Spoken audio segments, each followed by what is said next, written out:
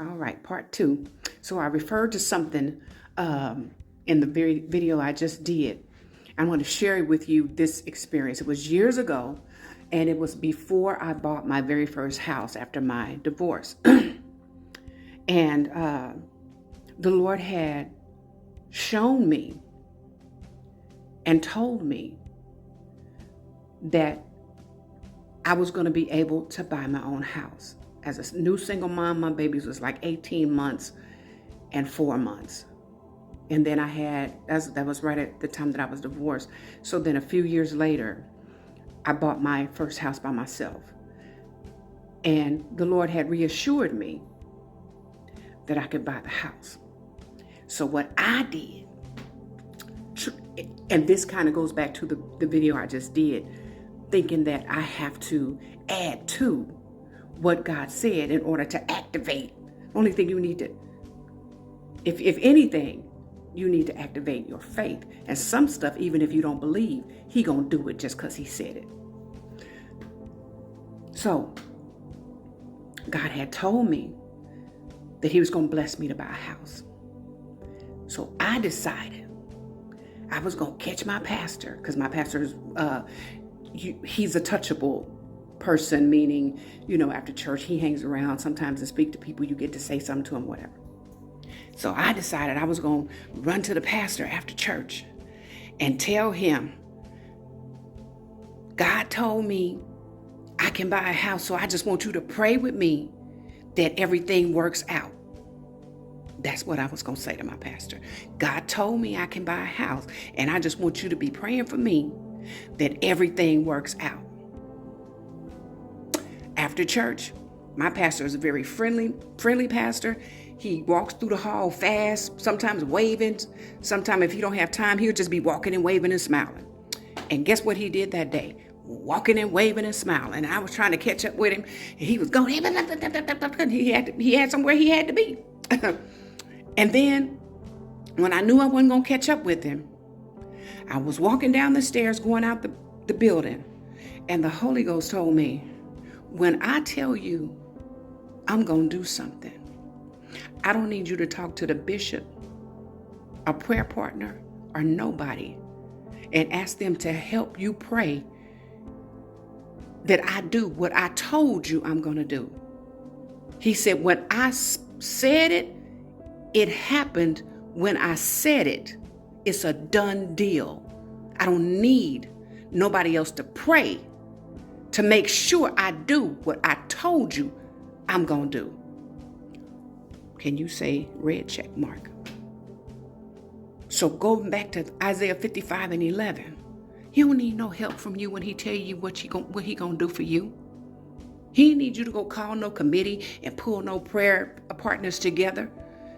I told you I'm gonna bless you with a house. What you look like going to your bishop talking about, I need you to pray with me. The Lord told me He gonna bless me with a house, so I just want you to be praying with me that everything work out. If God told you He gonna do it for you, that means everything already gonna work out. He already know the snags. He already know the little pitfalls. He already know the stuff they gonna have to go looking for. And guess who bought the house without my pastor having to pray to make sure God did what He told me He was gonna do? I bought the house. You know why it was important? One reason it was important for him to speak to me about buying the house, because a bill came up. An old credit card bill came up.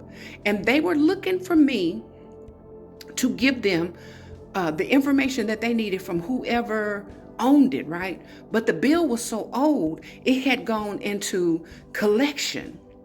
And then the company that bought it, the collection company that had bought it, they went out of business, or they went out of business by way of being sold to another company. So it went from the original creditor to the collection to being sold to another collection agency. And guess what happened in all of that? It got lost. So for over a week, I was just in tears trying to track down this bill. And then when I called him back and I said, I've been calling everybody, I've been on the phone with everybody, and nobody can tell me where it is. And the woman said, if they can't find it, you don't owe it. But see, that's what God knew when he told me I was going to buy that house. So I didn't need my bishop to pray with me. I didn't need no prayer. He said, when I tell you what I'm going to do, I don't need you to get no bishop, no prayer partner, and nobody. It was like I insulted his intelligence or something.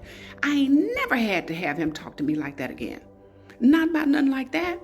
You better learn how to either hush or say what he said. You better learn how to say what he said or hush, but you better not go run into nobody else asking them to pray with you like they going to add some power, like they going to make God do what he told you he was going to do. He said it happened when I said it. When he spoke it, it was done. The only thing I was doing was walking it out, but it was already complete.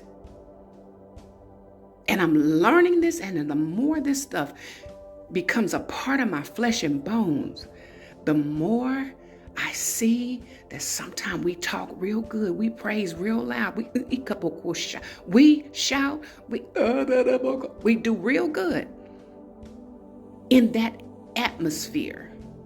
But then God speaks something to you about what he gonna do for you, and now you got all this other stuff. You got I'm too old. I ain't got no husband. Ain't nobody help me. I don't have no friends. I need somebody to pray with me. No, you just want to take him at his word is what they used to always say, and that's what that means. When you take him at his word, that means you don't take his word to 2, 3, 4 other people to see what they say, or because you know they are so-called prayer warrior.